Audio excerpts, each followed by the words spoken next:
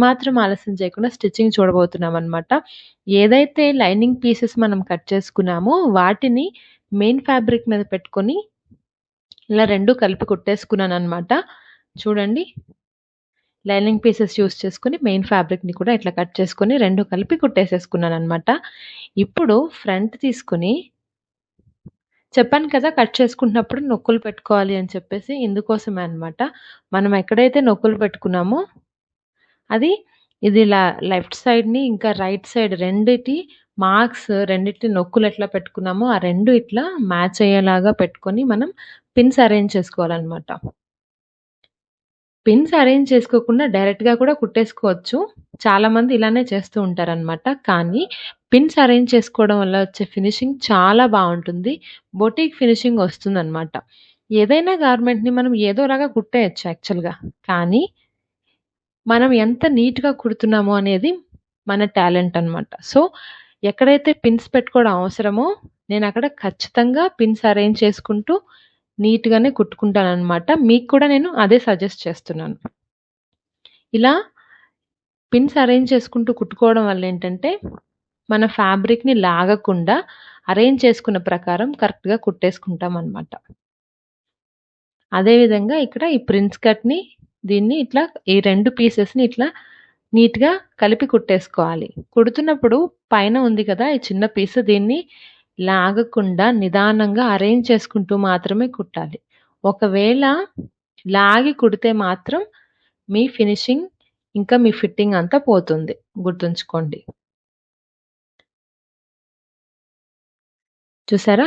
పర్ఫెక్ట్‌గా వచ్చేసింది. అలానే మనం ఇంకొక వైపున్న పీస్‌ని కూడా అటాచ్ చేసుకోవాలి. ఇక్కడ మీరు చూస్తే ఆర్మ్ హోల్ దగ్గర ఈ 2 పీసెస్ ఎగ్జాక్ట్‌గా మ్యాచ్ అవ్వలేదు చూడండి. అందుకోసమే నేను కట్ చేసేటప్పుడు చెప్పాననమాట. ఆర్మ్ హోల్‌ని ఎగ్జాక్ట్‌గా కట్ చేసుకోకూడదు. ఖచ్చితంగా ఎక్స్‌ట్రా కట్ చేయాలి అనేసి. ఇందుకోసమే.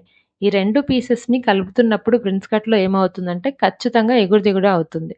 అందుకని కలిపి కుట్టేసుకున్న తర్వాత ఈ ఆర్మ్ హోల్‌ని ఇప్పుడు మళ్ళీ కరెక్ట్‌గా గీసుకొని ఇలా కట్ చేసేసుకోవాలి.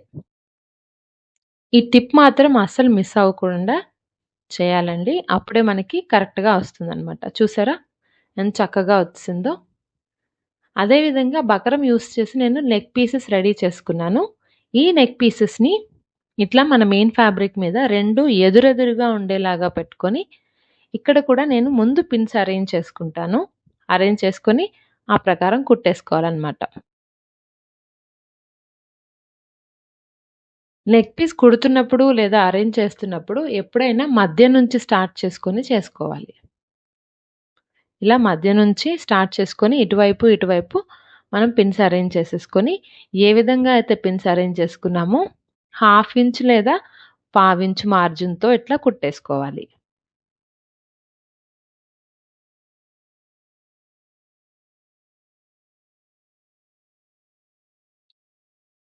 ఇలా నీట్‌గా కుట్టేసేసుకున్న తర్వాత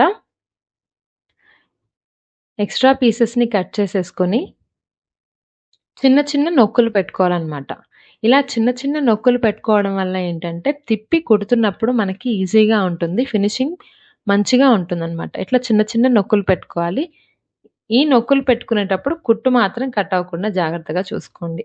ఇలా నొక్కులు పెట్టేసుకున్న తర్వాత, ఈ బకరంని ఇట్లా వెనక్కి తిప్పేసి, ఇలా నీట్‌గా ఫోల్డ్ చేసుకొని పెట్టుకోవాలి. ఇలా ముందే చేసుకొని పెట్టుకోవడం వల్ల ఏమవుతుందంటే, కుట్టేటప్పుడు మనకి ఈజీ అవుతుంది. కుట్టడం చాలా ఫాస్ట్‌గా, నీట్‌గా అయిపోతుంది. ఇట్లా ఫోల్డ్ చేసేసుకొని కుట్టేసుకోవాలి. ఇదే విధంగా ఫ్రంట్ ఇంకా బ్యాక్ 2 నెక్స్ ఇదేలాగా మనం ఫినిషింగ్ చేసుకోవాలనమాట. ఇక్కడ నేను మీకు ఫ్రంట్ చూపించాను. అదే విధంగా బ్యాక్ కూడా చేసేసుకుంటే అయిపోతుంది. ఇక్కడ నాకు 2 నెక్ ఫినిషింగ్ అయిపోయిందనమాట. ఇప్పుడు 2 ఎదురెదురుగా పెట్టుకొని భుజాల దగ్గర రెండిటిని కలిపి కుట్టేసుకోవాలి.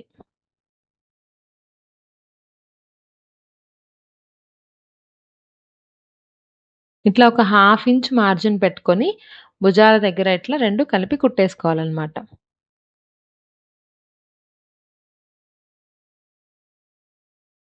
ఓకే. 2 కలిపి కుట్టేసుకున్న తర్వాత ఇట్లా నీట్‌గా వస్తుందనమాట. ఓకే. ఇప్పుడు మనం బాడీ పార్ట్ అయిపోయింది గదా! Frock part చూద్దామనమాట. ఫ్రాక్ పార్ట్‌లో నేను ఫస్ట్ లేయర్ చెప్పాను గదా! ఫస్ట్ లేయర్‌లో ఫ్రంట్ ఇంకా బ్యాక్ 2 పీసెస్ ఉంటాయి కదా! ఏదైనా ఒక పీస్‌ని తీసుకొని ఇట్లా దూరం స్టిచ్ లెంత్ పెంచుకొని దూరంగా ఇట్లా కుట్టేసుకోవాలనమాట. ఎందుకంటే ఈ కుట్టుని యూజ్ చేసుకొని మనం గ్యాదరింగ్స్ క్రియేట్ చేయబోతున్నాము. నార్మల్ కుట్టేసుకుంటే గ్యాదరింగ్ చేయడం కుదరదనమాట. అందుకే లూజ్ కుట్టు వేసుకోవాలి. ఇలా కుట్టు వేసుకోవడం అయిపోయిన తర్వాత మనకు పైనుంచి వచ్చే దారం ఇంకా బాబిన్‌లోంచి వచ్చే దారం ఉంటది కదా! ఆ రెండిటిని ఇట్లా సెపరేట్ చేసేసుకొని ఏదైనా ఒక దాన్ని పట్టుకొని ఇలా దారాన్ని దగ్గరికి లాగుకుంటూ గ్యాదరింగ్స్ క్రియేట్ చేసుకోవాలనమాట.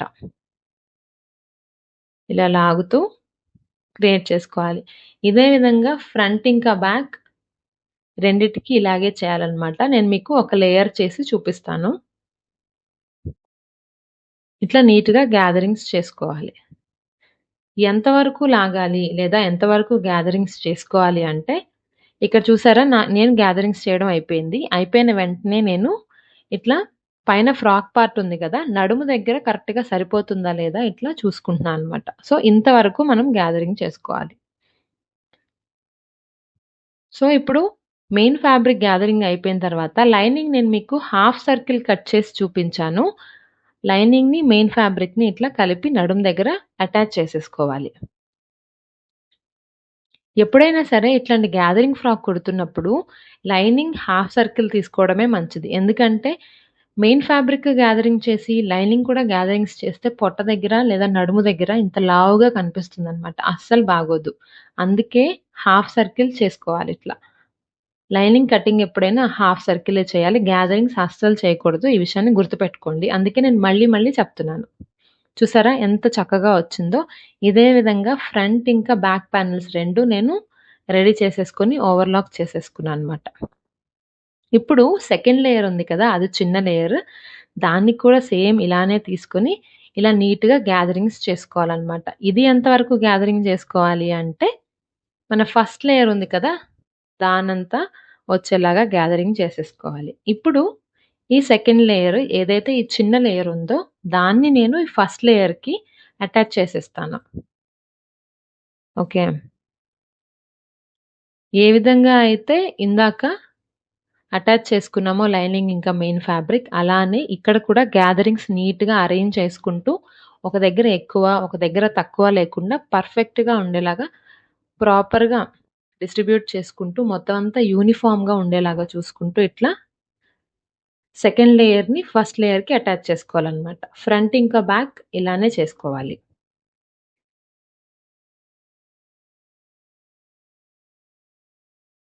ఓకే. ఇక్కడ నాది అటాచ్ చేయడం అయిపోయిందనమాట. Front layer. ఇదే విధంగా ఫ్రంట్ ఇంకా బ్యాక్ 2 చేసేసుకోవాలి. గ్యాదరింగ్స్ అయితే చాలా వచ్చాయండి. పర్ఫెక్ట్‌గా కుదిరాయి. ఇప్పుడు ఇలా అయిపోయిన తర్వాత బాటమ్ ఫ్రాక్ పార్ట్‌ని టాప్ పార్ట్‌తో ఇట్లా 2 కలిపి కుట్టేసేసుకోవాలి. ఒక హాఫ్ ఇంచ్ మార్జిన్ పెట్టుకొని కుట్టేసుకోవాలనమాట. ఇలా కుడుతున్నప్పుడేంటంటే, చక్కగా అరేంజ్ చేసుకుంటూ కుట్టుకోవాలి. లేదంటే గ్యాదరింగ్స్ ఏవైతే ఉన్నాయో అవంతా మడత పడి లేదంటే చక్కగా ఉండవు. నీట్‌గా ఇట్లా అనుకుంటూ చక్కగా అరేంజ్ చేసుకుంటూ కుట్టుకోవాలి. ఓకే. మనం ఎంత నీట్‌గా ఎంత ఓపికగా కుడతామో మన గార్మెంట్ అంత నీట్‌గా వస్తుందనమాట. ఓకే. నేను నడుముకి అటాచ్ చేయడం అయిపోయిందనమాట. చూసారా ఎంత చక్కగా ఉందో నడుము దగ్గర? దీనివల్ల మనకి నడుము దగ్గర లావుగా అట్లా ఏం అనిపించదనమాట. లేయర్స్ అన్నీ ప్రాపర్‌గా మనం అరేంజ్ చేసుకుంటే. ఇప్పుడు మనం హ్యాండ్స్ కుట్టడం కూడా అయిపోయిందండి. వీలైతే నేను హ్యాండ్స్‌కి ఇంకొక చిన్న వీడియో చేసి ఎక్స్‌ప్లెయిన్ చేస్తాను.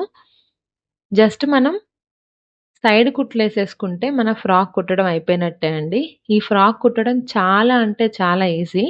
నేను చెప్పినట్టు మీరు ప్రాపర్‌గా మీ మెజర్‌మెంట్స్‌కి తగ్గట్టుగా మీరు మార్కింగ్స్ చేసుకుంటూ కుట్టుకున్నారంటే మీకు ఖచ్చితంగా ప్రాపర్ మంచి ఔట్‌ఫిట్ వచ్చి తీరుతుందనమాట. ఒక్కసారి ట్రై చేసి మీకెలా ఔట్‌ఫిట్ వచ్చింది అనేది కింద కామెంట్ సెక్షన్‌లో కామెంట్ చేయండి. ఎటువంటి చిన్న డౌట్ ఉన్నా సరే ఖచ్చితంగా కామెంట్ చేయండి. మీ అందరి డౌట్స్ నేను క్లియర్ చేస్తాను. ప్రతి ఒక్కరు కూడా సొంతగా కుట్టుకునేలాగా నేను ఇది ఎక్స్‌ప్లెయిన్ చేశాననమాట. మీకెక్కడ డౌట్ ఉన్నా ఖచ్చితంగా కామెంట్ చేయండి. ఈ వీడియో మీకు నచ్చిందని అనుకుంటున్నాను. ఈ వీడియో గనుక మీకు నచ్చితే ప్లీజ్ లైక్ చేయండి, షేర్ చేయండి, నా ఛానెల్‌ని సబ్స్క్రైబ్ చేయండి. ఇక ఏమాత్రం ఆలస్యం చేయకుండా మన ఫైనల్ ప్రొడక్ట్ చూసేద్దాం.